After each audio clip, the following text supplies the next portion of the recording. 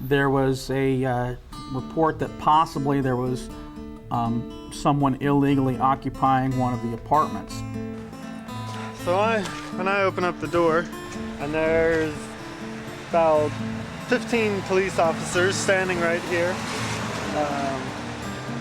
And there's one building inspector. And the police presented the manager of the property, or the person who claimed to be the manager of the property, with the proper paperwork. So I asked immediately if they had a search warrant because they wanted to come in. And they said no, they didn't have a search warrant. And he gave me permission to perform the inspection. And I agreed to that because he's just a building inspector. I said, but I don't give consent for any police officers to enter the building. So the building inspector was saying that I wouldn't be allowed to go into the building with him, and he was insisting that he needed police officers with him for his own protection. Since I've already been caught in one booby trap, I have no desire to repeat it. Then all of a sudden, after I signed the paper, a minute later, they come back and he says, all right, you're gonna get what you wanted, you're gonna get what you asked for. And so he takes me and we start going through the building. The only things I turned up were a few minor violations. He questioned one electrical wiring in a bathroom. Later on, when I went back to check at my office, the area inspector had already cited him for these. And that was on a space that had already been inspected 2 times. So there was nothing for me to do. So we got to the back of the building here. Back here, I look over, and out of the 2 basements, which had been left unlocked, there was police officers already in those basements, and going through them. So I said, well, why don't we go to the basements since you've already sent people there? For my own safety, the police department didn't want to send me in blindly. They warned me of some things to be careful of. Now this was the storage basement. At the time, we've got all kinds of tiling stuff, and we also had all the roofing materials from the new roof that we had installed on the garages ourselves. Along with some PVC pipe that wasn't, it appeared to either be scraps or something, but I also found a large bucket of nails. They're weighted with a washer. Which they claimed were nails with washers attached to the heads so that you could throw them in the street and cars, and specifically police cars, would run over them and pop all their tires.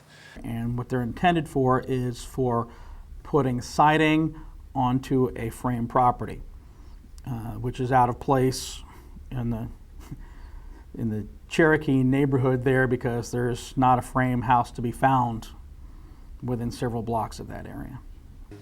So they found a pretty large bucket of them because we'd done a pretty large roof and had lots of extras, and but there were no washers attached to the heads of them. Okay. So at this point, we finally got to the point where they were searching the apartments. We came in, and after about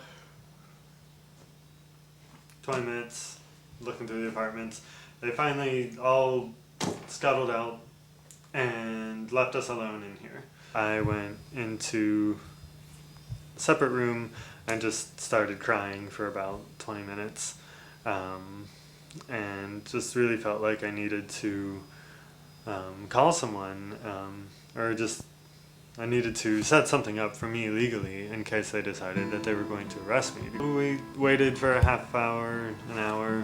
Police came back with a search warrant. They searched the rest of the building and took a whole bunch of stuff, and they never actually arrested me. Still not quite sure why I was never arrested, because it gave me a really strange opportunity to spend the next 48 hours manically arranging legal support for all these people that had been arrested, finding housing for people that were still coming into town, trying to get people at the biodevastation conference to know about and respond to the fact that, 30 people had been arrested on the south side of St. Louis because they were planning on going to the protest. You're watching KTVI St. Louis. Live, local, late breaking. Fox 2 News at 6 starts now. Police raid some houses in South St. Louis and arrest people who had planned to take part in a weekend protest at Union Station. And the protesters are now crying foul. Police say they arrested the people because they were living in condemned homes and violating occupancy permits. An attorney for the protesters says they were arrested to prevent them from demonstrating at the World Agricultural Forum on Sunday. Police showed off confiscated items, including torches, rocks, what looked like a Molotov cocktail, roofing nails, rocks, slingshots, and whips. They say that it's customary for officers to seize, they don't use the word seize, to hold on to items of value if they condemn a building. So that was their explanation, was that we were violent people, that, oh, these are violent protesters and they're all from out of town and they've come to ravage our city. And so they took belongings from our house that were mostly rehab materials or parts of theater acts and said that they were weapons.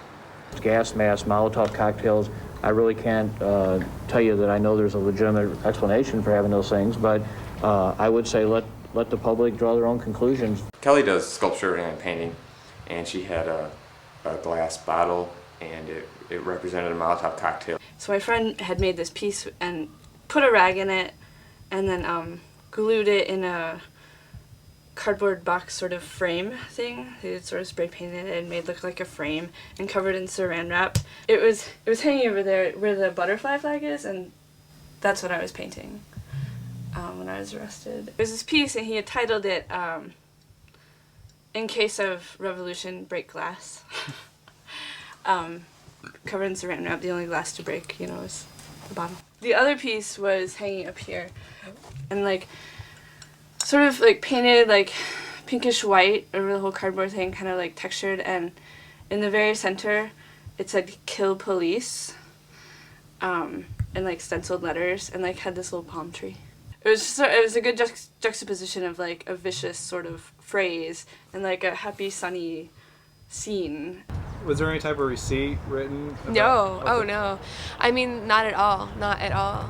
They're not held accountable. There's zero accountability. I mean, the receipts that are in the police report are for the bikes, and that's it. Funny, they took all our bikes, but they returned them with slashed tires, and they smashed video cameras and cell phones and other things and left them in the house. And a police officer in the Post-Dispatch, as quoted anonymously, stated that he did slash bike tires, and that when he came here, he expected to see violent people, and we were not violent people. I think that you have to differentiate that there are good-hearted people that want and oppose the conference, but there also are people that, from what I'm seeing at this point, are in violation of the law.